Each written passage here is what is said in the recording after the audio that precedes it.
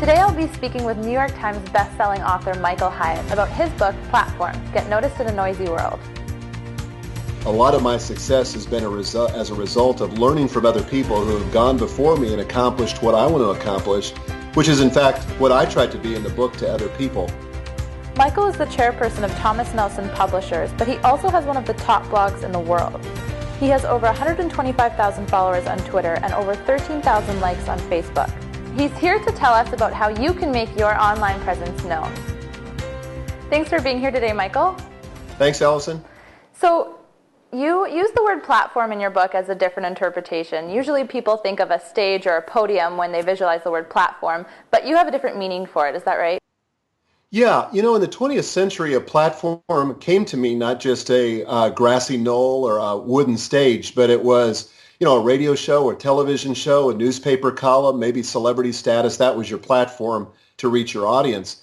But everything changed in 2006 with the advent of social media. So with things like Twitter and Facebook, it suddenly turned a platform from an inanimate thing to people, to your connections, your followers, your fans, your customers. So that's what I mean by platform in the book. Okay. And you mentioned early on about the value between the product and the foundation behind the product. Can you speak about how those relate to each other? Are they codependent, or is one a little more significant than the other?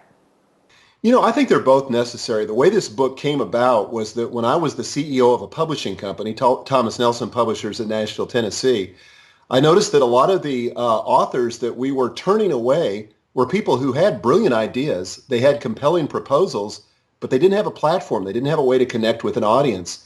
And so I really wrote this book for those kind of people who had the product, but they need a platform.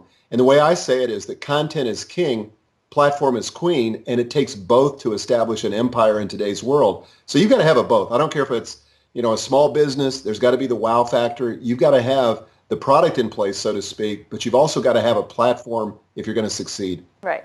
So is platform social media? Is it just Facebook and Twitter and RSS feeds, or is it a lot more to it than that? It's actually a lot more to it. It could be anything. It could be a podcast. It could be a video show. It could be your speaking platform if you're a public speaker. It could be your business or your storefront.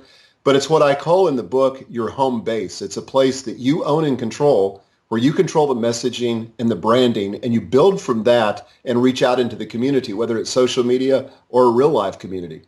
So how important is the network around you, not just your followers and likes, but how important is the network of people around you helping you build your platform? Well, I talk about this in a chapter in the book about building your pit crew, and I use the analogy of a race car driver who wants to stay doing what he does best, which is to race the car. But to do that, he's got to have a pit crew, a group of people that help him do it. You can't succeed in today's world of marketing without help.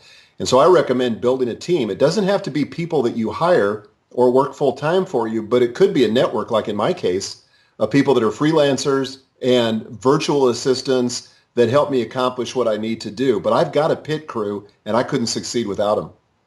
Do you also have a mentor? Is that something you recommend to other people? Yeah, I really do. I've used executive coaches for about 12 years now, and I think that a lot of my success has been as a result of learning from other people who have gone before me and accomplished what I want to accomplish, which is in fact what I tried to be in the book to other people. I've tried to capitalize on my mistakes, on my failures, and be able to put those at other people's disposal so they don't have to go through the same learning curve that I do in building their own platform. And I've read that you're actually an introvert, so how difficult is it for you to be a mentor and also have an introverted personality?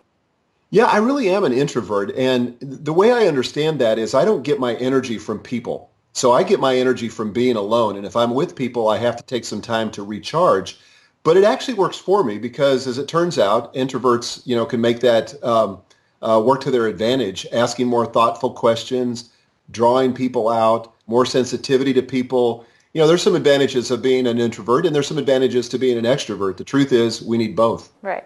Now, there are a lot of people who are not as accepting of new media, of Facebook and Twitter. What do you say to people who are kind of resisting the change to social media?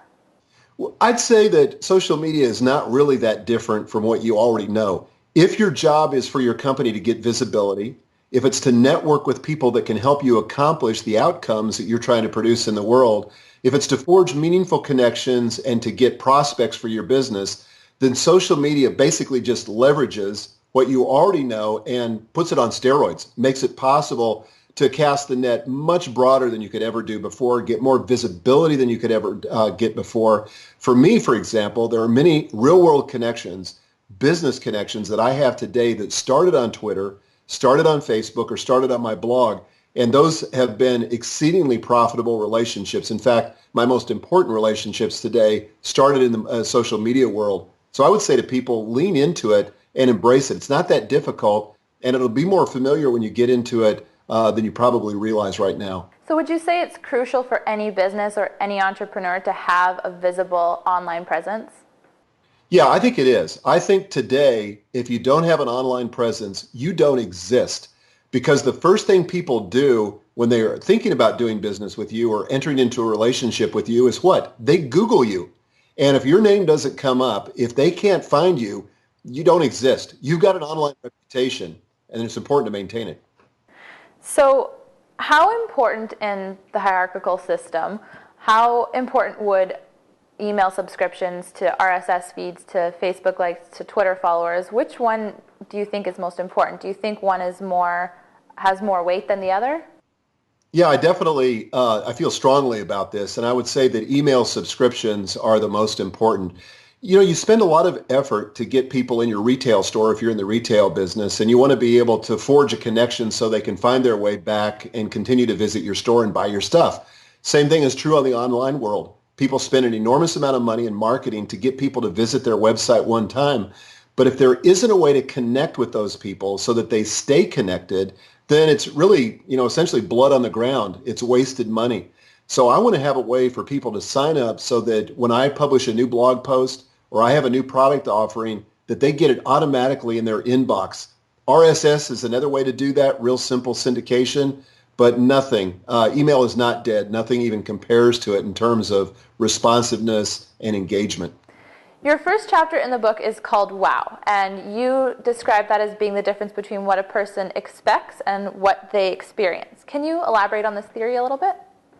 Yeah, I talk about in the book about the importance of starting with wow, because in a world of word of mouth, where word of mouth is leveraged through social media, people can kill your product overnight or kill your service overnight if they don't have a positive experience with it.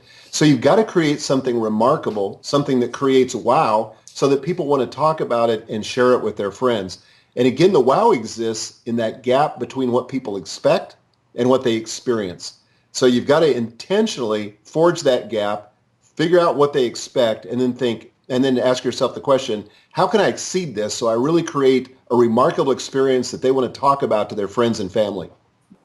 So lastly, if you could give any advice to new entrepreneurs or startup growth companies, what would you tell them to improve their social media existence and their online presence? Man, I would say get started, and don't think of it like a broadcast medium where you're just going to spam people until they relent and buy your product. That doesn't work. That kind of marketing is dead. You've got to engage. You've got to be generous. In fact, that's the most important thing, is to be generous, to add value and to give people more than they expect and to give more than you take. When you do that, you build trust and you earn the right to get the sale. Wonderful. It's been great speaking with you. Thank you so much for being here today. Thanks, Allison. For more information on how to build your platform or to get a copy of Michael Hyatt's book, go to cadella.com.